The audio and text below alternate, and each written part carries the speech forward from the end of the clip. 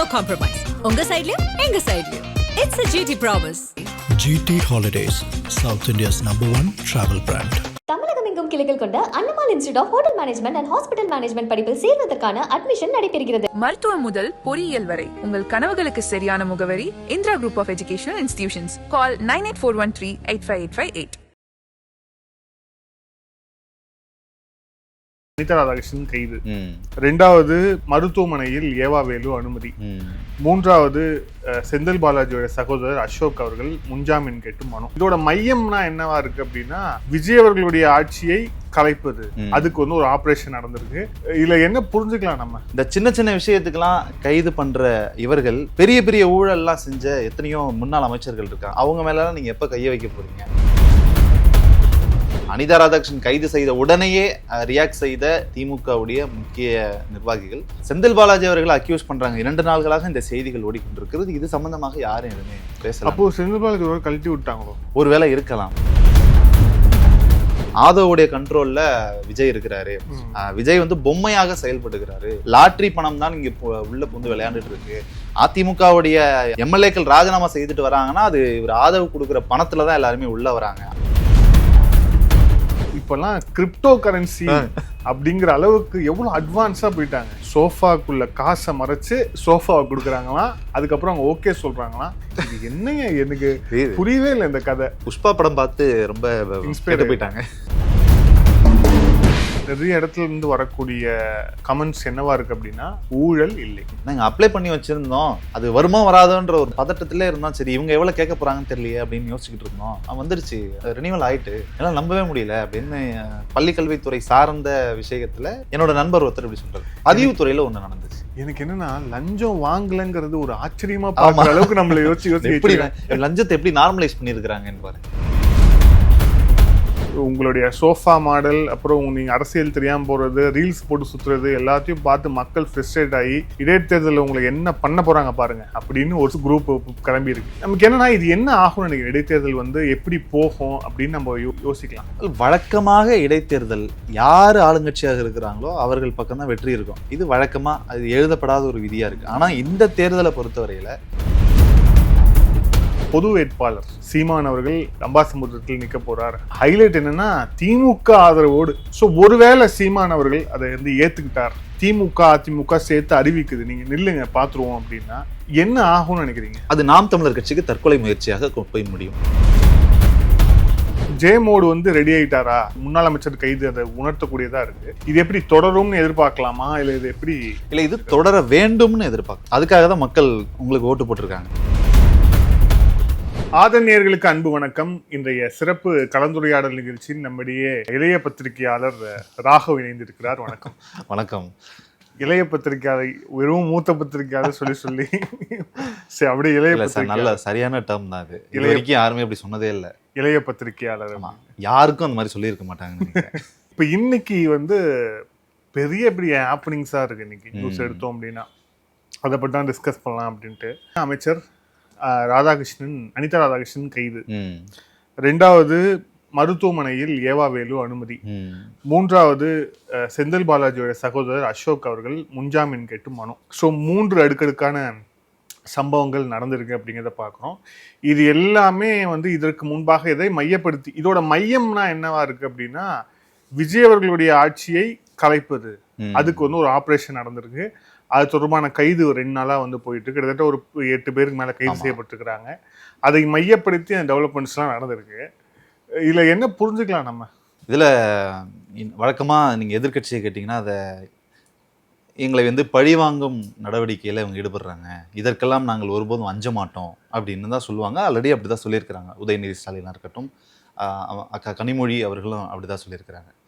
வழக்கமாக எல்லாருமே ஆட்சி மாறும்போதெல்லாம் இந்த மாதிரியான காட்சிகள் நடப்பது சாதாரணமான ஒரு விஷயம்தான். இப்போ ஏடிஎம்கே போயிட்டு டிஎம்கே வந்துச்சுன்னா அவங்கள தூக்கி உள்ள வைக்கிறதும், இவர்கள் வந்ததுக்கு பிறகு இவங்களை அப்படி பழி வாங்குறது என்பது சாதாரணமாக நடக்கக்கூடிய விஷயம்தான். ஆனால் இன்றைக்கு நடந்திருக்கக்கூடியது, ஆட்சியை கவிழ்ப்பதற்காக எம்எல்ஏக்களிடம் பேரம் பேசப்பட்டு அந்த பேரம் பேசியவர்களை எல்லாத்தையும் மடக்கி பிடிச்சு அதற்கு பின்னணியில் யார் இருக்காங்கன்னு விசாரித்து கைது பண்ணியிருக்கிறதுங்கிறது தமிழ்நாட்டிலேயே இப்போதான் முதல் முறையாக, எனக்கு தெரிஞ்சு இப்போதான் முதல் முறையாக இந்த சம்பவம் எல்லாமே நடந்திருக்கு. நிறைய குதிரை பேரங்கள் எல்லாமே நடந்திருக்கு கடந்த கால அரசுகளில் ஆட்சிகள்லையுமே நடந்திருக்கு. ஆனால் இந்த அளவுக்கு வெட்ட வெளிச்சமாகவோ இல்லை இப்படி கைது நடவடிக்கை வரைக்கும் போகிற அளவுக்கு இவ்வளோ ரொம்ப வீக்காக பேரம் நடந்ததில்லை. இது ரொம்ப ரொம்ப வீக்காக நடந்திருக்கு. அதாவது இவ்வளோ மாட்டிக்கிற மாதிரியா தப்பு செய்வீங்க அப்படின்ற மாதிரி தான் அந்த பேரம் என்பது. ஆனால் எப்போவுமே இப்போ டிஎம்கே ஒரு ஆப்ரேஷன் பிளான் பண்ணுறாங்க அப்படின்னா அது ரொம்ப பர்ஃபெக்டாக இருக்கும்னு சொல்லுவாங்க. ஒரு நல்ல ஃபினிஷாக பர்ஃபெக்டாக இருக்கும் அப்படின்வாங்க. ஆனால் இந்த வாட்டி பார்த்தோம் அப்படின்னா யூடியூப்ல வந்து பேசக்கூடியவர், கரூர் கம்பெனியில் கட்டிங் வாங்கிட்டு இருந்தவர்லாம் வந்து எல்லாரையும் இந்த இதுக்காக பயன்படுத்தியிருக்காங்க அப்படிங்கிற போது இது ஒரு மாதிரி டெஸ்பரேஷன்ல இவங்க இது பண்ணது தெரியுதா இல்லை வேற என்ன? எல்லாம் இந்த அவசரகதி, இன்னொன்று இயலாமை, நம்மளால ஆட்சி அமைக்க முடியாம போயிருச்சு, அதிமுகவோடு இவர்கள் கூட்டணி பேச்சுவார்த்தை நடத்தினாங்கன்ற செய்தியெல்லாம் கேட்டு ரொம்ப பெரிய அதிர்ச்சிக்குள்ளானோம் இல்லையா? அதை கூட நம்மளால செய்ய முடியலையே அப்படிங்கிற ஒரு ஆற்றாமை இருக்குல்ல. அந்த ஆற்றாமையின் காரணமா அவசர அவசரமா ஏதாவது ஒன்று செஞ்சு எப்படியாவது நம்ம இந்த இடத்துக்கு வரணும், அந்த சீட்டை நம்மளுடைய கண்ட்ரோலில் கொண்டு வரணும், ஆட்சிக்கு நம்ம இருக்கணும், நம்ம கண்ட்ரோல் ஆட்சி இருக்கணுங்கிற ஒரு எண்ணம் இருக்கு இல்லையா? அது வந்து இந்த டைமில் அவசர கதியில் எல்லாத்தையும் செய்ய தோணுது. இப்போ நம்ம ஏதாவது ஒரு பந்தயத்தில் இல்லை ட்ரேடிங்கில் வந்து ஒரு ஃபஸ்ட்டு 2 ட்ரேடில் லாஸ் பண்ணியிருப்போம். லாஸ் பண்ண உடனே விட்டதை எப்படியாவது பிடிக்கணுமேன்ற அவசர கதியில் அடுத்தடுத்து ட்ரேட்லாம் எடுத்துகிட்டு இருப்பாங்க. அந்த மாதிரி அவசர கதியில் எதையாவது ஒன்று பண்ணணுமே அப்படின்னு ஒரு திட்டமிடல், நல்ல திட்டமிடல் தான். ஆனால் வெளியில் மாட்டிக்கிற அளவுக்கான திட்டமிடலாக இருந்து இப்படி மாட்டிருக்காங்க. நீங்கள் கேட்டதில் இன்னொன்று வந்து முன்னாள் அமைச்சர் ராதாகிருஷ்ணன், அனிதா ராதாகிருஷ்ணன் கைது செய்யப்பட்டாங்க, இன்னொரு அமைச்சர் ஹாஸ்பிட்டலில் இருக்கிறாரு அப்படின்னு சொன்னது. அனிதா ராதாகிருஷ்ணன் அவர்கள் கைது செய்யப்பட்டது என்பது என்னவோ நம்ம இங்கேருந்து பார்க்கும்பொழுது இதற்கெல்லாம் ஒரு கைதா, அவர் என்ன அவதூறாக பேசிட்டாரு, ஓகே, அதுக்கு டிஃபமேஷன் போடலாம், வழக்கு தொடுத்து அவர்கிட்ட பதில் விளக்கம் கேட்கலாம் அல்லது அவரிடம் நஷ்டஈடு கேட்கலாம் அப்படின்னு சிலர் சொல்லிட்டு இருக்காங்க. அப்படி ஒரு பக்கம் இருந்தாலும் இந்த சின்ன விஷயத்துக்கெல்லாம் கைது பண்ணுற இவர்கள் பெரிய பெரிய ஊழல்லாம் செஞ்ச எத்தனையோ முன்னாள் அமைச்சர்கள் இருக்காங்க. அவங்க மேலாம் நீங்கள் எப்போ கையை வைக்க போகிறீங்க?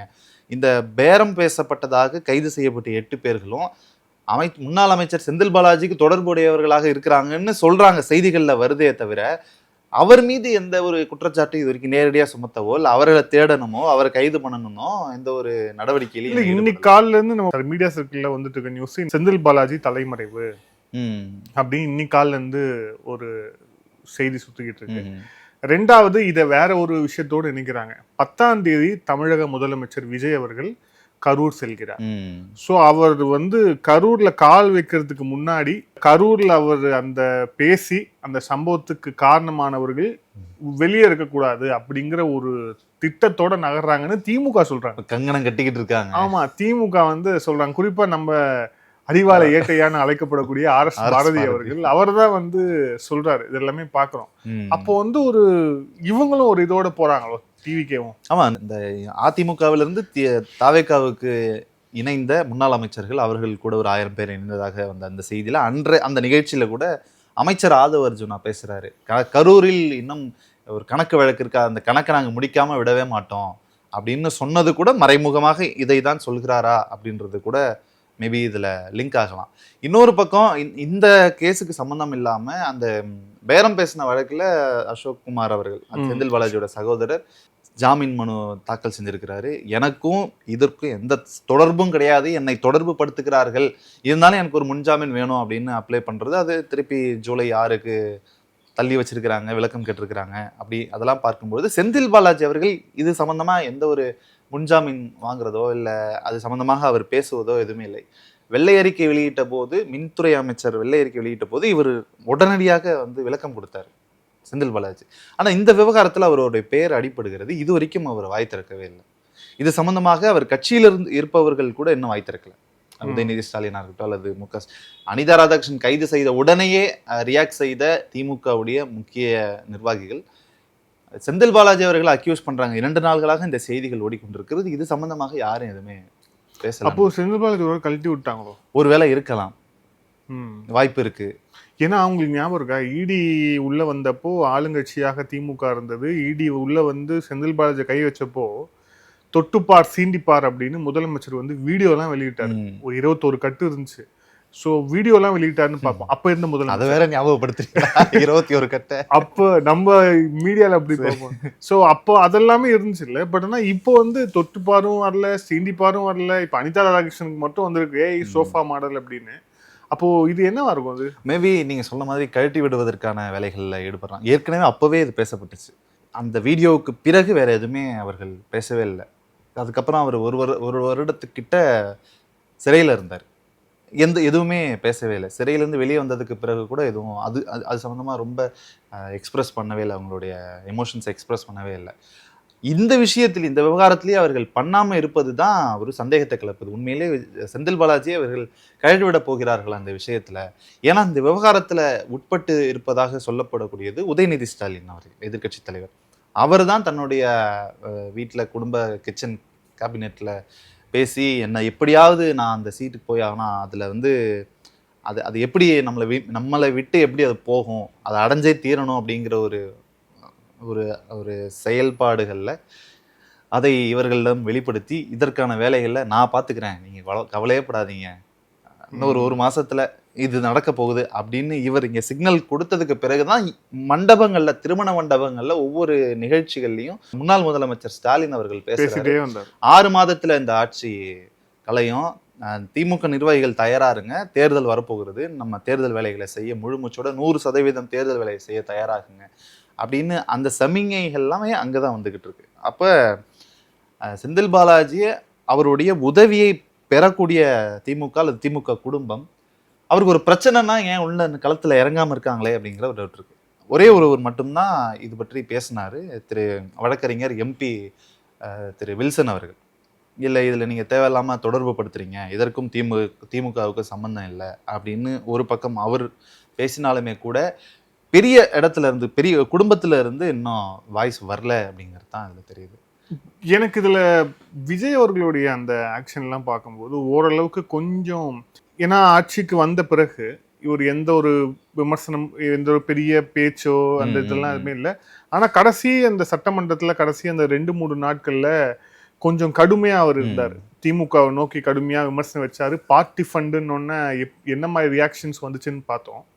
ஸோ கொஞ்சம் போக போக இப்போ இன்னைக்கு ஃபர்ஸ்ட் அரெஸ்ட் அனிதா ராதாகிருஷ்ணன், ஒரு முக்கியமான ஒரு அமைச்சராக இருந்தவர், ஒரு தென் பகுதியில் ஒரு முக்கியமான சமூகத்துடைய பிரதிநிதி, திருச்செந்தூர்ல வந்து அசைக்க முடியாதவர் அப்படி இப்படின்னு சொல்லப்பட்ட அனிதா ராதாகிருஷ்ணன் ஃபர்ஸ்ட் வந்து தூக்கப்பட்டிருக்காரு. அப்படின்னா அப்போ ஒருவேளை அந்த ஜெயலலிதா மாடல் ஆஃப் பாலிடிக்ஸ்க்கு அவர் வந்து ரெடி ஆயிட்டாரா அப்படிங்கிற, ஏன்னா நமக்கு கடந்த காலத்தையும் ஒப்பிட்டு பார்ப்போம்ல, லுங்கியோட கருணாநிதி வந்து ரோட்ல உட்கார்ந்துதான் நமக்கு நினைவு வருது. ஸோ ஒருவேளை அந்த ஜெயா பாலிடிக்ஸ், அந்த ஜெய மோட் ஆஃப் பாலிடிக்ஸ்க்கு விஜய் வந்து தன்னை ப்ரிப்பேர் பண்ணிட்டாரா அப்படிங்கிற ஒரு கேள்வியும் இருக்கு. உங்களுடைய பார்வை இல்ல, அதை நம்ம ஒரே கைதுல நம்ம அப்படி கம்பேர் பண்ணவும் கூடாது. இன்னொன்னு, ஒவ்வொருத்தரும் ஒவ்வொரு மாதிரி டிஃப்ரெண்டா இருப்பாங்க. அவங்களுடைய ஆக்ஷன் வந்து அம்மையார் ஜெயலலிதா அவர்கள் மாதிரியே விஜய் இருக்கிறாருன்னு நம்ம சொல்லிட முடியாது. ஏன் அதற்கு மேலாக கூட இருக்கலாம் இல்லையா, அப்படி கூட வச்சுக்கலாம். இப்ப 2 பேரையும் நம்ம ஒரே ஸ்கேல்லே வச்சு பார்க்க முடியாது. அனுபவங்கள் வேற, வயசு வேற, இவர்களுடைய காலங்கள் வேற அப்படின்னு நம்ம பார்த்தாலும் ஒரு விஷயத்துல இவங்க 2 பேரையும் ஒரே இடத்துல பார்க்கலாம். 2 பேருக்குமே அந்த பொருளாதார ரீதியில அவர்களுக்கு தேவை என்பதே கிடையாது. அளவுக்கு அதிகமான சொத்துக்கள் 2 பேர்கிட்டயுமே இருக்கு. விஜய் அவர்கள்ட்டையும் இருக்கு, அம்மையார் ஜெயலலிதா அவர்கள்ட்டையும் இருந்துச்சு. 2 பேருமே கரிஷ்மெட்டிக் லீடர். ஆமா, அவர்கள் ரொம்ப கவரக்கூடிய அளவுக்கான தலைவர்களாக, ஆளுமைகளாக விஜய் ஆளுமையாக இருக்கிறாரா என்பது இனிமே போக போக தான் தெரியும். பட் அம்மையார் ஜெயலலிதா ஆளுமையாக இருந்தவர்.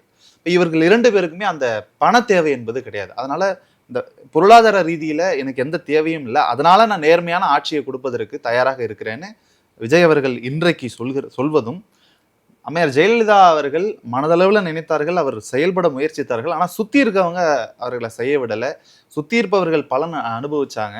அதனால அவர் அம்மையாரால் எந்த ஒரு விஷயத்துலையும் இன்னும் ஃபோர்ஸ்ஃபுல்லாக போக முடியாமல் போனதுக்கு அது ஒரு காரணம். சுற்றி இருந்தவர்களால் அதை பண்ண முடியல. ஆனால் விஜய் அவர்களுக்கு அந்த வாய்ப்புகள் மிக குறைவாக தான் இருக்குது. அதனால் அம்மையார் ஜெயலலிதாவை விட அதிகமாக கூட அவரால் செயல்பட முடியும். இன்றைக்கு சூழல் வரைக்கும் செயல்பட முடியும். ஆனால் வெளியில் இருக்கவங்களாம் என்ன பேசுகிறாங்கன்னா, ஆதோவுடைய கண்ட்ரோலில் விஜய் இருக்கிறாரு, விஜய் வந்து பொம்மையாக செயல்படுகிறாரு, இவரை வந்து ஸ்டாலினை எப்படி பொம்மைன்னு சொல்லிக்கிட்டு இருந்தார்களோ அதே போல் ஒரு விஜய் அவர்களையும் பொம்மைன்னு தான் இப்போ வரைக்கும் சொல்லிட்டு இருக்காங்க. ஆதவ் தான் இயக்குகிறார், லாட்ரி பணம் தான் இங்கே உள்ள புந்து விளையாண்டுட்டு இருக்கு, அதிமுகவுடைய எம்எல்ஏக்கள் ராஜினாமா செய்துட்டு வராங்கன்னா அது இவர் ஆதரவு கொடுக்குற பணத்துல தான் எல்லாருமே உள்ள வராங்க அப்படின்னு என்னை பொறுத்தவரையில் இது ஒரு அபாண்டமான ஒரு குற்றச்சாட்டாக தான் நான் பார்க்கிறேன்.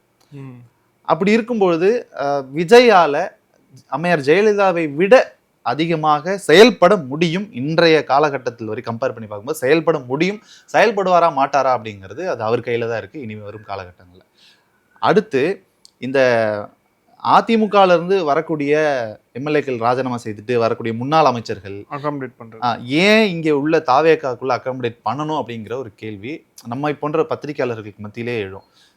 ஏற்கனவே செங்கோட்டையன் அவர்கள் தாவேக்கால இணைந்த போதே எங்க தூய சக்தின்னு சொல்லிட்டு அவங்கள ஊழல் சக்தின்னு சொல்லியிருந்தீங்க. அங்கிருந்து வர அவர் ஏற்கனவே ஊழல் குற்றச்சாட்டுக்கு உட்பட்டவர் செங்கோட்டையன். அவர் மீது பல குற்றச்சாட்டுகள் இருக்கு. அதை மீறி நீங்க கட்சியில சேர்க்கிறீங்கன்னா இது நீங்க எப்படி தூய சக்தி ஆக முடியுன்ற கேள்வி அப்பொழுதே இருந்துச்சு. அதற்கு பிறகு நிறைய முன்னாள் எம்எல்ஏக்கள் முன்னாள் அமைச்சர்கள் எல்லாமே தொடர்ச்சியாக ஆட்சி அமைத்ததுக்கு பிறகு முடுமலை ராதாகிருஷ்ணன், கடம்பூர் ராஜு போன்றவர்கள் எல்லாம் வரிசையாக வந்து சேர்ந்துக்கிட்டே இருந்தாங்க. இவர்களும் அவர்களை சேர்த்து கொண்டே இருந்தார்கள். இப்ப இந்த இடத்துல வந்து முதலமைச்சர் விஜய் மீது ஒரு பெரிய கேள்வி எழுது. உண்மையிலேயே நீங்க தூய சக்தின்னு சொல்றீங்களே, அவர்கள் ஊழல் சக்தி என தெரிந்தும் ஏன் சேர்த்துக்கிறீங்க அப்படின்ற கேள்வி எல்லாருக்குமே வெளிப்படையாக வருது இல்லையா? இப்ப இந்த கேள்விகளுக்கு எல்லாத்துக்கும் பதில் சொல்ல வேண்டிய இடத்துல விஜய் இருக்கிறார். ஆனா அவர் வாயை திறக்க மாட்டார். பட் அவர்கள் சுத்தி இருப்பவர்கள் என்ன பதில் சொல்றாங்க அப்படின்னா, திரு நிர்மல்குமாரை தவிர வேற யாருமே அது பற்றி பேசுவதே இல்லை. அமைச்சர் நிர்மல்குமார் பேசும்போது எத்தனை குற்றச்சாட்டுகள் உடையவர்களும் தாவேக்காவிற்கு வந்தாலும் அவர்கள் மீதான வழக்குகள் எதுவும் வாபஸ் வாங்கப்பட மாட்டாது. அந்த வழக்குகள் எல்லாமே மீண்டும் விசாரிக்கப்படும், தோண்டி எடுத்து நாங்கள் அதற்கான நடவடிக்கை எடுக்கப்படும் அப்படின்ற ஒரு உத்தரவாதத்தை கொடுக்குறார். அப்படிதான் நம்ம பார்க்கணும். யாருமே சொல்லாதது அவர் ஒருத்தர் சொல்றாரே அப்படின்ற அதை உத்தரவாதமாக கூட நம்ம பார்த்து அதை புரிஞ்சுக்கலாம். அப்போ இந்த அதிமுக எம்எல்ஏக்கள், அதிமுக முன்னாள் அமைச்சர்கள் தாவேக்காவுக்கு வருவதற்கு முக்கியமான காரணம் அப்படின்னு பார்த்தீங்கன்னா, அவர்களுடைய தற்பொழுது இருக்கக்கூடிய சொத்துகள், தற்பொழுது இருக்கக்கூடிய அவர்களுக்கு அந்த லோக்கல் ஏரியாவில் இருக்கக்கூடிய பவரை தக்க வைப்பதற்கு ஒரு ஆளுங்கட்சியினோட உதவி தேவைப்படுது. அதனால் அவர்கள் டிவிகேவுக்கு வராங்க அப்படிங்கிறதான் நம்ம பார்க்க முடியும். நிறைய பேர் வந்து இதை ஆதவுடைய லாட்ரி பணம் அதில் உள்ளே இறங்குது, அவர் பணம் கொடுத்து தான் இவர்கள் எல்லாத்தையும் பர்ச்சேஸ் பண்ணுறாங்க. உதயநிதி ஸ்டாலின் கூட சொன்னார், பர்ச்சேஸில் எம்எல்ஏக்களை பர்ச்சேஸ் செய்வதில் இறங்கி விட்டார்கள் அப்படின்றத சொல்லிட்டு இருப்பார். இப்போ தமிழ்நாடு அரசுக்கு யாராவது நமக்குள்ள ஒரு பெரிய பணம் டிரான்ஸ்ஃபர் ஆகுது, இல்லை பெரிய பேச்சுவார்த்தை நடக்குது, இப்போ பாருங்க எம்எல்ஏக்கள் பேரம் பேசினது இதெல்லாமே உளவுத்துறை கண்காணிச்சுட்டு இருக்கும். ஏதோ ரீதியில் யாராக இருந்தாலும் மாட்டிப்பாங்க.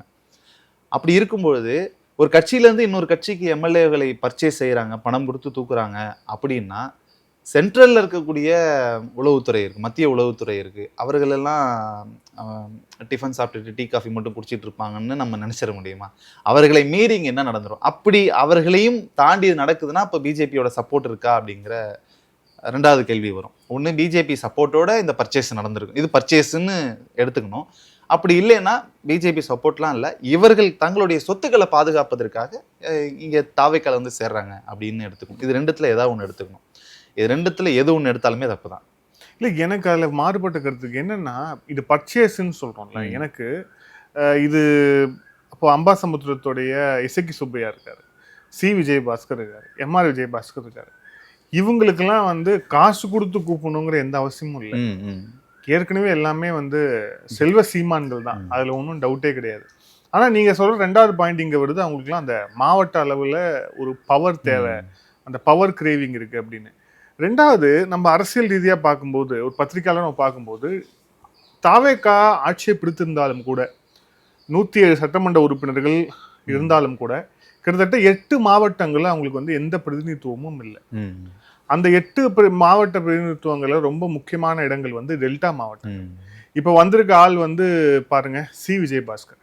அவர் அந்த பேச்சில் கூட சொல்றாரு, இங்க ட்ரெய்லர் தான் மெயின், வாங்க உங்களுக்கு டெல்டால காமிக்கிறேன் அப்படின்னு. ஸோ டெல்டாவை வந்து பலப்படுத்தணும் அப்படிங்கிற அந்த ஒரு இடத்த நோக்கி தாவேக்கா நகர அரசியல் ரீதியா நான் பாக்குறேன். எனக்கு இதுல இவங்க சி விஜயபாஸ்கர் உத்தமரா, அவரு குட்கா, எனக்கு அதெல்லாம் தெரியும் தான்.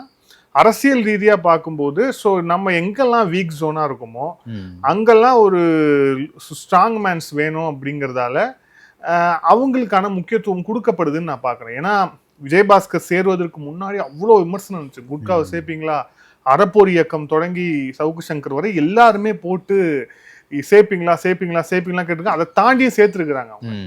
ஸோ அவங்களுக்கு இந்த மாதிரியே ஒரு காரணமும் இருக்கு அப்படிங்கிறத பார்க்க. ரெண்டாவது, அவங்க ஊழல் செய்வாங்க, ஊழல் சக்தின்னா இங்க வந்துட்டு அவங்க ஏதாவது செய்யறாங்களா அப்படின்னு பார்க்கணும். ரெண்டாவது, அவங்க மீதான வழக்குகள் வந்து நீர்த்து போகுதான்னு பார்க்கணும். ரெண்டுத்தையும் பார்த்துட்டு ஒரு முடிவு பண்ணலாம் அப்படிங்கிறது தான் என்னோட பார்வை. கரெக்டான சரியான பார்வை அது. இன்னொன்று, இப்போ நம்ம ஒரு உதாரணத்துக்கு எடுத்தோம்னா, கடந்த ஆட்சியில திமுக ஆட்சியில இருக்கும் பொழுது அதிமுகவில இருந்து முன்னாள் அமைச்சர் வைத்தியலிங்கம், மனோஜ் பாண்டியன், ஓபிஎஸ் இவர்கள் எல்லாமே திமுகவுக்கு வந்தார்கள். அவர்கள் மீதான லஞ்ச ஒழிப்பு துறையில இருந்த வழக்குகள் எல்லாமே நீர்த்து போச்சு. உடனடியாக அது நடந்துச்சு. இன்றைக்கு அவர்கள் பேர்ல எதுவுமே இல்லை. அப்படி இருக்கும்பொழுது தாவேக்கால இன்றைக்கு விஜயபாஸ்கர், எம்ஆர் விஜயபாஸ்கர், சி விஜயபாஸ்கர், கடம்பூர் ராஜு, உடுமலை ராதாகிருஷ்ணன் போன்றவர்கள் எல்லாமே உள்ள வந்ததுக்கு பிறகு இவர்கள் மீதான வழக்குகள் ஏதாவது உடனடியாக நீக்கப்பட்டிருக்கா அப்படின்றதையும் பார்க்கணும். இது வரைக்கும் இல்லை. ஆனால் உத்தரவாத வார்த்தையாக ஒரு வார்த்தை ஒரு அமைச்சரிடமிருந்து வந்திருக்கு. நிர்மல்குமார் அவர்கள் இந்த வார்த்தையை சொன்னதுக்கு பிறகு அவர்களை குற்றம் சாட்டுவதில் எந்த ஒரு பயனும் இல்லை.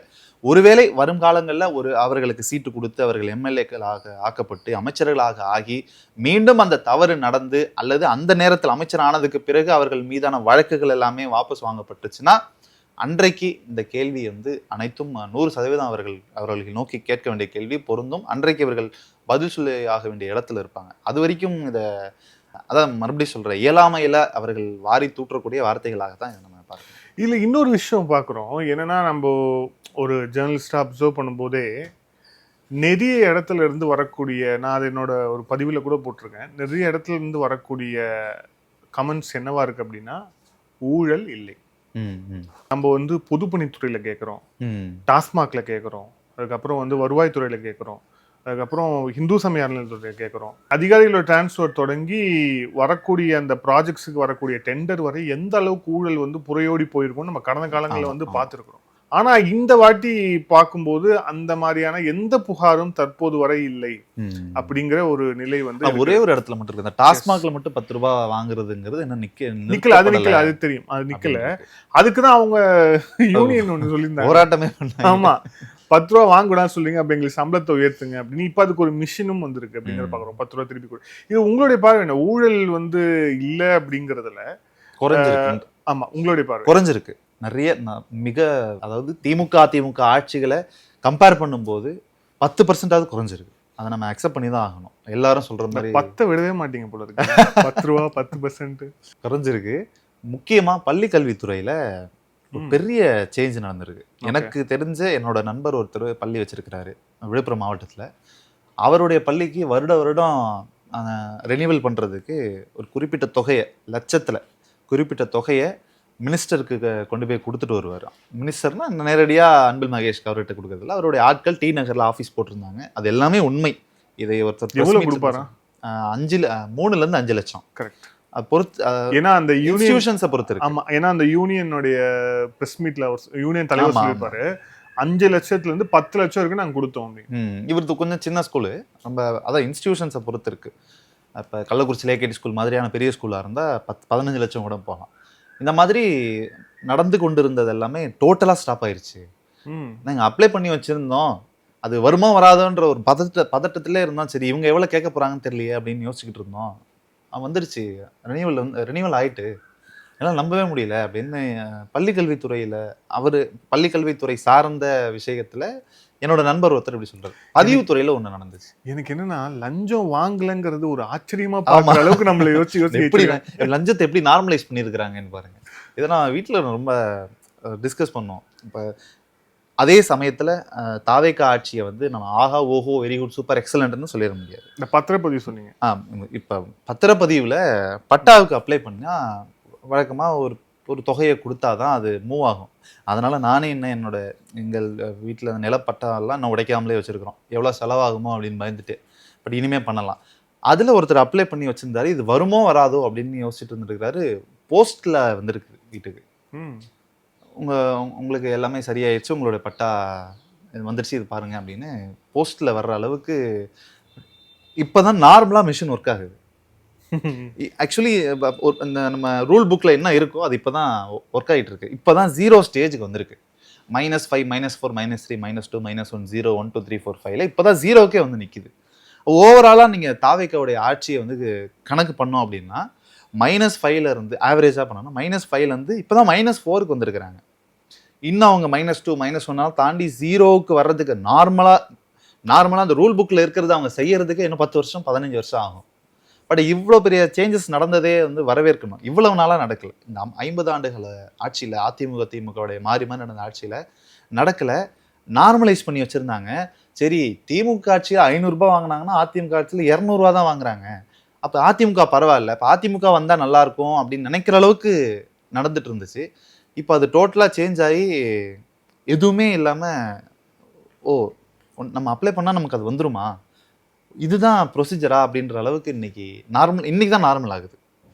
பட் இது நார்மலாக இருக்கணும் அப்படிங்கிறது ஆசை. அதுதான் அடுத்த கேள்வியாக இருக்கு. என்ன தெரியுமா, இதை வந்து நானே அந்த பதிவாக போடும்போது அவங்க ஒரு சிலர் என்ன சொல்கிறாங்கன்னா, தம்பி ஒன்று அவங்களுக்கு இன்னும் வந்து கற்றுக்கல, ஓகேவா, அவங்க இன்னும் வந்து ஊழல் செய்ய கற்றுக்கல அப்படிங்கிறத ஒன்று விமர்சனமாக இது என்னோட கருத்து கிடையாது, விமர்சனமாக அவங்க இன்னும் ஊழல் செய்ய கற்றுக்கல, அதுக்குள்ளெல்லாம் நீ ஒன்றும் இது பண்ணாத அப்படின்னு. இன்னொரு ரெண்டாவது விஷயம் என்னன்னா, அதெல்லாம் ஆரம்பத்தில் அப்படி தான் இருக்கும், என்ன ஒரு 1.5 மாதம் தானே ஆச்சு, அதுக்கு அப்புறம் பாரு அப்படின்னு சொல்கிறாங்க. இப்போ இந்த ரெண்டு நம்ம எப்படி எடுத்துக்கிறது?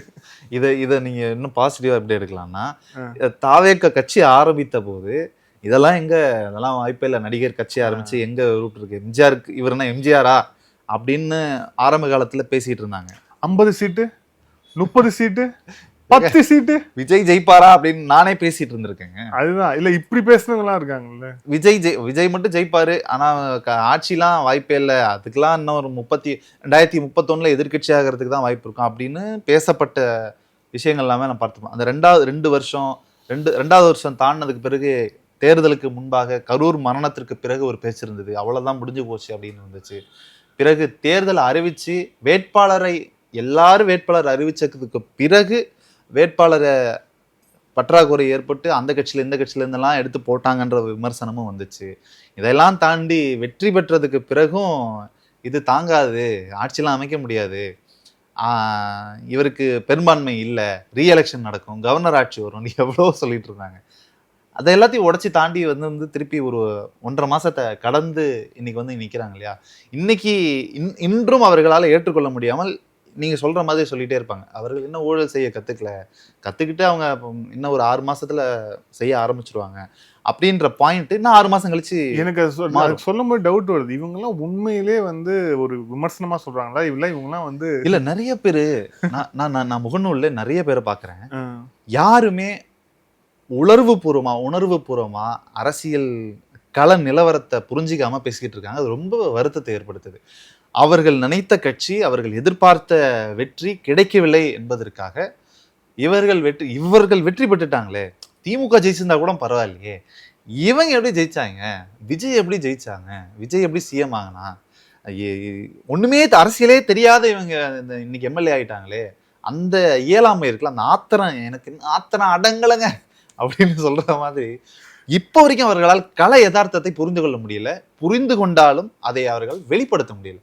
மனசுக்கு தெரியுது, அறிவுக்கு எட்டுது, ஆனா மனதிற்கு உள்ளத்திற்கு அது எட்ட மாட்டேங்குது, அதை ஒத்துக்கிற மனநிலை வர மாட்டேங்குது. அதனால நீங்க சின்னதா அந்த ஆகாத மாமியாருக்கு கைப்பட்டா குத்தம் கால்பட்டா குத்தன்ற மாதிரி கடைசி வரைக்கும் அதை சொல்லிக்கிட்டே இருப்பாங்கன்றது நான் பார்த்த வரைக்கும் எனக்கு தெரியும். எனக்கு என்னன்னா, அரசியல் தெரியாதவங்களால ஒரு மாசமாவது அட்லீஸ்ட் இல்ல ஊழலை வந்து ஓரளவுக்கு அது கண்ட்ரோல் பண்ண முடிஞ்சு. அந்த வார்த்தையை நீங்க வந்து ரீகன்சிடர் பண்ணுங்க. அரசியலை வந்து தெரியாம இருக்கிறாங்கன்னு நம்ம எவ்வளவு நல்லா சொல்லிட்டு இருந்ததே நம்ம விட்ரா பண்ணணும். இல்ல நான் அதை விட அதிகமாக போயிட்டாங்க. அரசியல் இப்போ எம்எல்ஏ பர்ச்சேஸ்ன்னு எதிர்கட்சியில இருந்து வர வார்த்தைகள் வர அளவுக்கு பயங்கர எக்ஸ்ட்ரீமுக்கு போயிட்டாங்க அப்படின்னு நான் நினைக்கிறேன். எனக்கு அவங்க சொல்றதை வச்சு சொல்றேன், அரசியல் தெரியாதுன்னா, அரசியல் தெரியாதவன் வந்து ஒரு மாசம் வந்து ஒரு ஊழலை வந்து கண்ட்ரோல் பண்ணியிருக்கிறான், பட்டா வந்து வருது, அப்புறம் ஸ்கூல் எஜுகேஷன்ல எப்படி வருது, பொதுப்பணித்துறையில ஓப்பனா டெண்டருக்கு விடுறாங்க, இந்த அறநிலையத்துறையில இன்னைக்கு நான் காலையில பாக்குறேன், இந்த அறக்கட்டளை அறங்காவலர்கள் எல்லாம் வந்து நீங்க நியமிக்கலாம்னு சொல்லிட்டு ஒரு இந்து சமய அறநிலையத்துறை சார்பில் ஒரு ஐடியாஸ் கொடுத்துருக்காங்க. அட பாவிகளா, இந்த மாதிரி ஒரு விஷயத்த வந்து கடந்த 5 காலங்கள்ல பார்த்ததே இல்லை. ஏன்னா பெரும்பாலும் அறங்காவலர்கள் வந்து அவங்க கட்சிக்காரங்களா தான் இருப்பாங்க. இவர் வட்டமா இருக்காரு, இவர் வந்து அந்த கட்சியோ இந்த கோயிலோட அரங்காவலர்னு. ஸோ இன்னைக்கு வந்து நம்ம அந்த விளம்பரத்தையே பார்க்குறோம். அதெல்லாம் ரொம்ப புதுசா இருக்கு. இதுல முக்கியமான பாயிண்ட்டுக்கு வருவோம். இதுல என்ன அப்படின்னா, இப்போ இடைத்தேர்தல். ஏன்னா இப்போ நெக்ஸ்ட் பாயிண்ட் வந்து அதுதான். அதுல எப்படி சொல்றாங்கன்னா, உங்களுடைய சோஃபா மாடல், அப்புறம் நீங்க அரசியல் தெரியாம போறது, ரீல்ஸ் போட்டு சுத்துறது எல்லாத்தையும் பார்த்து மக்கள் ஃப்ரஸ்ட்ரேட் ஆகி இடைத்தேர்தலில் உங்களுக்கு என்ன பண்ண போறாங்க பாருங்க அப்படின்னு ஒரு குரூப் கிளம்பி இருக்கு. இன்னொருத்தவங்க வந்து பாப்போம் வச்சிருவோம் அப்படின்னு சொல்லி தாவேகா தரப்புல வழக்கம் போல அவங்க. நமக்கு என்னன்னா, இது என்ன ஆகும்னு நினைக்கிறேன், இடைத்தேர்தல் வந்து எப்படி போகும் அப்படின்னு நம்ம யோசிக்கலாம். வழக்கமாக இடைத்தேர்தல் யார் ஆளுங்கட்சியாக இருக்கிறாங்களோ அவர்கள் பக்கம் தான் வெற்றி இருக்கும். இது வழக்கமா அது எழுதப்படாத ஒரு விதியா இருக்கு. ஆனா இந்த தேர்தலை பொறுத்தவரையில அந்த விதிகள் எல்லாமே அந்த விதி இருந்தாலும் இல்லைனாலும் சரி, இன்றைக்கு இருக்கிற காலகட்டத்து இன்றைக்கு இருக்கிற சூழலுக்கு தாவேகா தான் எல்லா இடைத்தேர்தலையும் வெற்றி பெறும். அந்த ஒரு காரணத்துக்காக தான் எல்லாரும் ராஜினாமா செய்துட்டு ரொம்ப மிக தைரியமாக வந்துட்டு இருக்காங்க. இந்த தைரியம் எங்கிருந்து வந்தது அப்படின்னா, மக்கள் மத்தியில தேர்தல் முடிவுகளுக்கு பிறகு மக்கள் மத்தியில பேசப்பட்டது, விஜய் தான் ஜெயிப்பார், விஜய் கட்சி தான் ஜெயிக்கும்னு தெரிஞ்சுதான் நானே ஓட்டு போட்டிருப்பேனே அப்படின்னு சொல்லக்கூடிய பல பேர் வெளிப்படையாக பேச ஆரம்பிச்சாங்க. ஊர்களில் போய் பார்க்கும்போதெல்லாம் உன் பேச்சை கேட்டு நான் அந்த கட்சிக்கு ஓட்டு போட்டேன் பார்த்தியா, நான் பேசாமல் விஜய்க்கே போட்டிருக்கலாம் அப்படின்னு சொன்னவங்க, என்னைய பார்த்து சொன்னவங்களும் என் குடும்பத்திலே நிறைய பேர் இருக்காங்க. மேபி இதுக்கு என்னை தற்கொலைன்னு கூட சொல்லுவாங்க. அதை நான் பெருசாக எடுத்துக்க போகிறதில்ல. அப்படி எல்லாருடைய மனநிலையிலையுமே அது வந்துடுச்சு. அது நல்லதா கெட்டதா அப்படின்றத அவங்க யாருமே யோசிக்கல. அது விஜய்க்கு அரசியல் தெரிஞ்சிருக்கிறதா, அரசியல் சரியா செய்கிறாரா, தமிழ்நாடு அரசுனா என்ன, கவர்மெண்ட் எப்படி ரன் பண்ணணும், சிஸ்டம் எப்படி இருக்குன்றதான் தெரிஞ்சுக்கிட்டு பண்ணுறாரா பண்ணலையான்றத அந்த அறிவுலாம் இவர்கள் யாருமே யாருக்கும் மக்களுக்கு அந்த அறிவு இல்லைன்னு சொல்ல வரல. அந்த அறிவை யாரும் ஏற்படுத்தலை. 50 ஆண்டுகள் ஆட்சியில் யாருமே அரசியல் அறிவு மக்களுக்கு பூத்தலை. முடிந்த அளவுக்கு அவர்களாக கற்றுக்கொண்டு நாம் தமிழர் கட்சி போன்ற கட்சியினுடைய சீமான் பேசக்கூடிய அண்ணன் சீமான் பேசின அரசியல் எல்லாத்தையும் புரிந்து கொண்டு ஓரளவுக்கு அரசியல் தெரிந்து கொண்டு வாக்களித்தாங்க. அதனுடைய விளைவு தான் இன்றைக்கு இப்படி மாறி இருக்கு. நீங்க சீமான் சொன்னதால அதோட இன்னொரு விஷயம் போயிடுவோம். பொது வேட்பாளர் சீமான் அவர்கள் அம்பாசமுத்திரத்தில் நிற்க போறார், பொது வேட்பாளர். அதுவும் ஹைலைட் என்னன்னா, திமுக ஆதரவோடு. நான் திமுக ஆதரவோடுன்னு சொன்னோடனே நான் வந்து போய் சுபி அவர்களுடைய சேனல் பார்த்தேன். அங்க போனா அவர் வந்து அங்க போனா தெரிஞ்சிடும். அவர் அங்க வீடியோ போட்டு வச்சிருக்காரு. அதெல்லாம் கிடையாது, அவர் திராவிடத்துக்கு எதிரானவர், பெரியாருக்கு எதிரானவர், அவரை திமுக ஒரு காலம் நிறுத்தாது, இது வந்து பொய்ன்னு. ஒருவேளை அந்த மாதிரி ஐடியா இருக்கோ? ஏன்னா நமக்கு அரசியல் பொறுத்த வரைக்கும் வந்து ஒரு விஷயம் வெளில வருது அப்படின்னா புகையில்லாம கசியாது. சில விஷயங்கள் வந்து எப்படி இது ஒருவேளை இப்ப அறிவிச்சா எப்படி ரெஸ்பான்ஸ் இருக்கும்னு சொல்லிட்டு இவங்களே நேரடியா பிளான் பண்ண நியூஸ்களும் நம்ம பார்த்துருக்கோம். நம்ம ஃபீல்டுலயே இருக்கிறதால வேணும்ட்டே அவங்க பிளான் பண்ணுவாங்க அந்த நியூஸ்.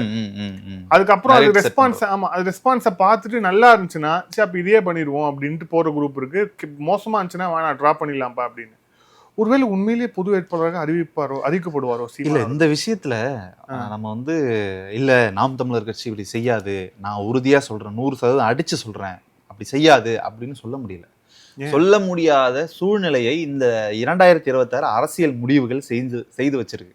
இது நடக்கவே நடக்காது அப்படின்னு நினைச்சிட்டு இருந்த ஒரு விஷயம் நடந்துச்சுங்கிறத நம்பவே முடியாதுன்ற சமயத்துல ஆதாரங்களோட எல்லாரும் வந்து எல்லா கட்சி தலைவர்களும் அதிமுகவும் திமுகவும் கூட்டணி அமைத்து ஆட்சி அமைக்க முயற்சி செய்தார்கள்னு எல்லாரும் போட்டு உடைக்கும் போது, அட பாவி, அரசியல்ல இது நடக்காதுன்னு நம்ம எதையுமே யூகிக்க முடியல, உறுதியா நம்பவே முடியல அப்படின்னு நம்ம நினைச்சிட்டு இருந்தோம் இல்லையா, அதையே உடைச்சிட்டாங்கன்ன போது இந்த விஷயத்தெல்லாம் இது நடக்கும்னு சொல்ல முடியாது, நடக்காதுன்னு உறுதியா சொல்ல முடியாது. எனக்கு இருக்கலே ஷாக்கு. ரொம்ப ரீசெண்டா IUML கட்சியோடைய தலைவர் அவர்கள், அவர் வந்து புதிய தலைமுறையில பேட்டி கொடுக்கும்போது அவரோட ஷாக்கை பாருங்க.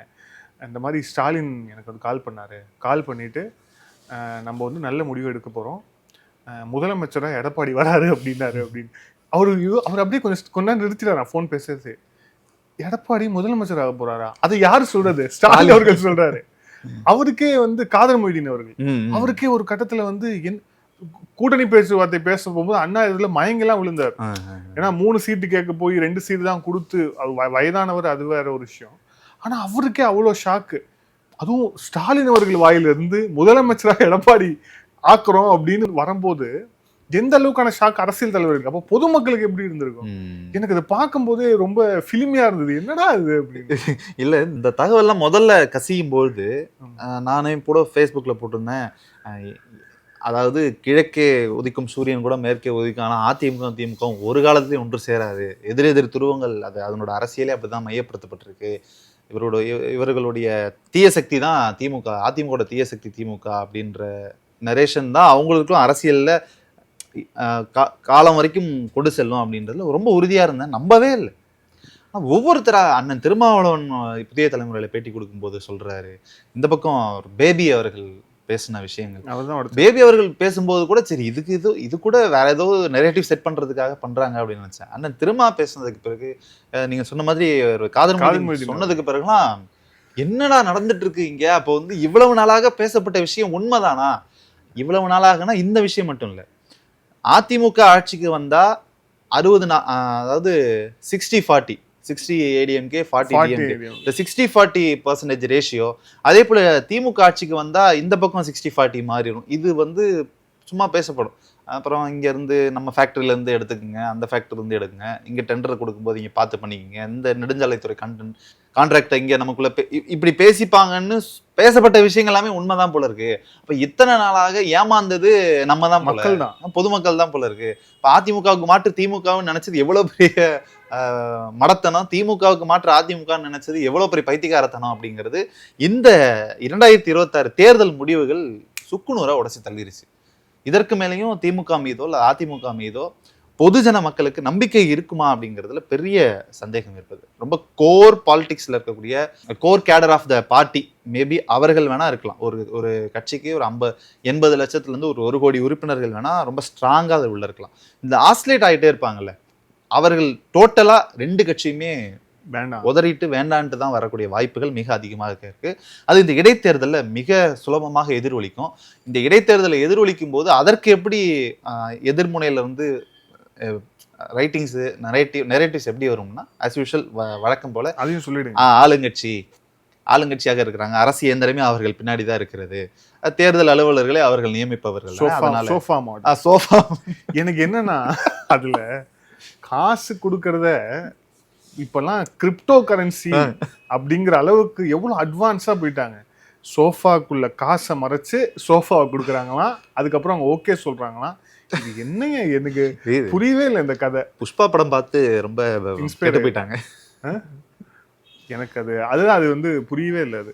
ஓகே, இந்த கலந்துரையாடல் இறுதியா இதுல பொது வேட்பாளர் சீமான் அவர்கள், ஸோ ஒருவேளை சீமான் அவர்கள் அதை வந்து ஏத்துக்கிட்டார், திமுக அதிமுக சேர்த்து அறிவிக்குது, நீங்க நில்லுங்க பாத்துருவோம் அப்படின்னா என்ன ஆகும்னு நினைக்கிறீங்க? அது நாம் தமிழர் கட்சிக்கு தற்கொலை முயற்சியாக போய் முடியும்.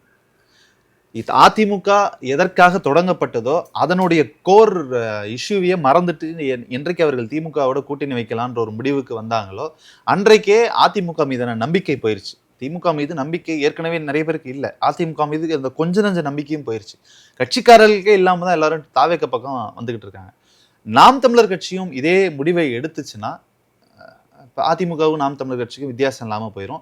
இத்தனை நாளாக கட்டி அமைத்த இந்த திராவிட எதிர்ப்பு அப்படிங்கிறது சுத்தமாக சுக்குநூறாக உடைஞ்சு போய் இருக்கிற கொஞ்ச நஞ்ச அந்த 4% வாக்குகளும் அடிவாங்கும்.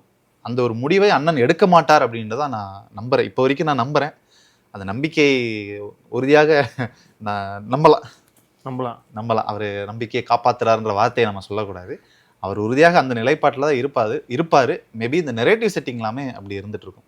ஸோ இப்போ இந்த அமைச்சர்களுடைய கைது தொடர்ச்சியாக பார்த்துட்டு இருக்கோம். அதாவது அனிதா ராதாகிருஷ்ணன் கைதாகி இருக்கிறார், ஏவாவேலு கரெக்டா அந்த ஒரு ஹாஸ்பிட்டல் நாம் அதை எதுவும் விமர்சிக்கல, ஹாஸ்பிட்டல் அட்மிட் ஆயிருக்காரு அப்படிங்கிற சொல்றோம்.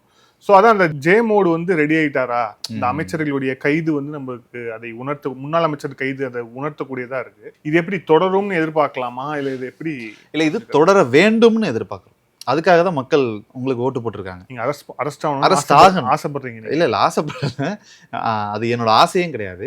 மக்கள் என்ன நினைச்சு உங்களுக்கு ஓட்டு போட்டிருப்பாங்க? நீங்க சிஎம் ஆகணும்னு நினைச்சு ஓட்டு போட்டிருப்பாங்கன்றது ஓகே, அது ஃபேன் பேஸ், ஃபேன் மொமெண்டம், அது தனியா வைங்க. இவர்கள் இத்தனை நாளாக ஊழல் செய்திருக்கிறார்கள், எங்களுக்கு வர வேண்டிய பணத்தை, எங்களுக்கு வர வேண்டிய தொகை எல்லாத்தையும் அவர்கள் எடுத்துக்கிறாங்க. எங்களுக்கு 1 கோடி ரூபாய்க்கு ரோடு போட சொன்னா 10 லட்சத்துக்கு ரோடு போட்டு மீதி 90 லட்சத்தை ஆட்டை போட்டிருக்கிறாங்க.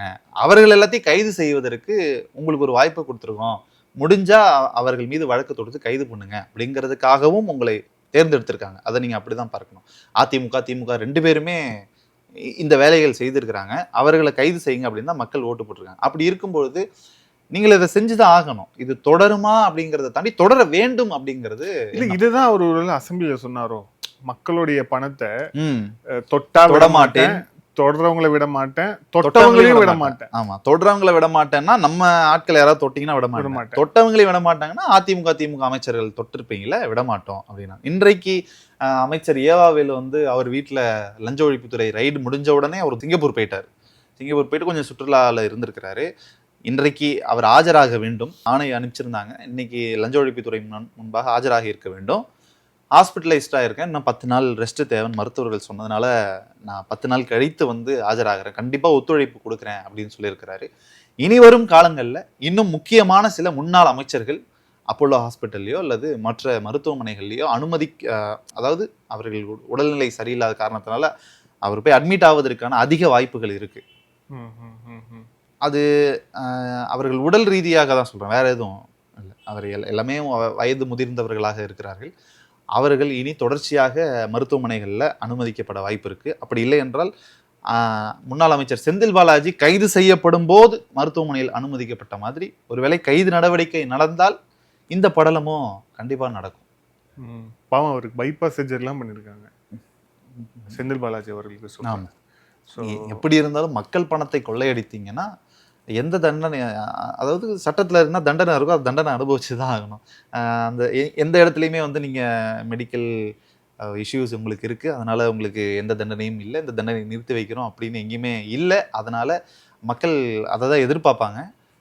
நம்மளும் அதை எதிர்பார்க்குறோம். ஆஸ் எ யங் ஜேர்னலிஸ்டாக இதை விஜய் செய்வார் அப்படிங்கிற ஒரு பெரிய நம்பிக்கை இருக்குது. அப்படி செய்யலைன்னா மீண்டும் ஒரு அதிமுக திமுகவை போன்று தமிழக வெற்றி கழகம் சமரசத்துக்குள்ளாக ஈடுபட்டு இவர்களும் அவர்களைப் போல அவர்களில் 1 10ல் 1 11 அப்படின்ற ஒரு முடிவுக்கு 6 மாதத்திலே கூட வர வாய்ப்பு இருக்கு. ஒருவேளை இடைத்தேர்தலுக்கு முன்பாக கூட இப்படி ஒரு முடிவுக்கு வந்து நீங்களும் அவங்கள மாதிரி தானே அப்படின்னு மாறுவதற்கும், சரி அதுக்கு பிசாசுக்கிட்ட வாக்கப்படுறதுக்கு பேய்கிட்டே இருந்துக்கலாம் அப்படின்ற ஒரு மனநிலைக்கும் போயிடுவாங்க. அதையெல்லாம் புரிந்து கொண்டு தான் இந்த அரசு செயல்படும் அப்படின்னு நம்புவோம். பார்ப்போம், முதல்வர் விஜய் அவர்கள் சாட்டை எடுப்பாரா அப்படிங்கிறத வந்து பொறுத்து வந்து பார்ப்போம். மீண்டும் சந்திப்போம். நன்றி நன்றி நன்றி.